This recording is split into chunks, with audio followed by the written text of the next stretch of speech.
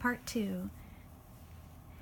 Now I'm going to hand tack along all of these pins, and I've actually pinned this to get it in place 3 or 4 times. There's no trouble at all with pinning and repinning until you get this nice smooth line. I've also tried it on with the pins in, and it matches my shoulder line beautifully. The reason why this is so important, and not just relying on the pattern and trusting that it will fit your individual body perfectly, is because the closer I got to my actual shoulder line, the more comfortable the sleeves got. I have a really great range of motion in my arms. I can reach above my head, I can touch my toes, because I've made this so clear and close to my shoulder. So let's talk about how I'm setting this in.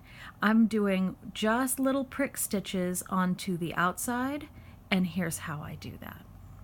I go underneath the fabric for the length of the stitch, go up into the edge of the sleeve just for the smallest amount, and then back down again. And I'll do a few of these.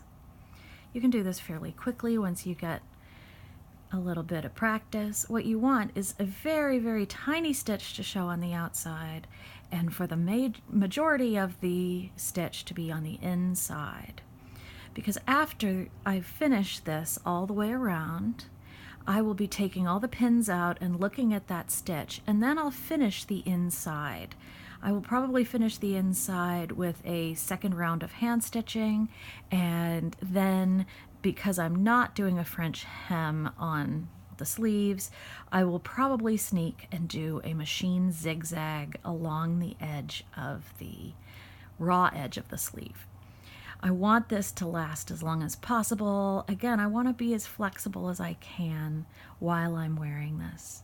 And hopefully in the video you can see my hands go. As I start getting distracted by talking, it goes faster and faster. And I'll remove a couple pins and let you see what it looks like. It's almost completely invisible. And then I will continue up the top of the dress as I go into where the camera will take me. But this is the technique. You can stop watching now if you've gotten it, or you can watch another minute or so while I reach the top of the sleeve. Not difficult. You can absolutely do this at home. And what a beautiful finished edge.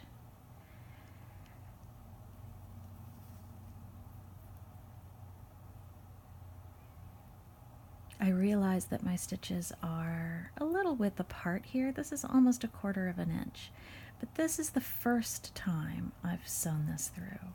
I'm going to go back through on the underside and do a very close back stitch to hold this sleeve on. But doing this first little row lets me see that it's in the right place, and most importantly, I'll be able to put on all of the different layers that go underneath the blouse and try them on together. And if I have to take this row of seaming out, it's not going to be absolutely terrible. It's gonna be just fine.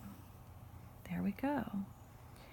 As I get to the top where there's a little bit of gather, I will be doing exactly the same thing, but I will be gathering it with my little stitches as I go.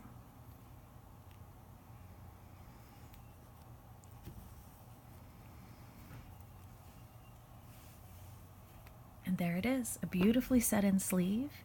You can see in the seam allowances here, if I press them up, how different my sleeve placement is to the average line that's there, because I have narrow shoulders, and it still lays just beautifully. It's going to look absolutely flawless in the finished design. And again, I'll go through underneath this and finish those edges.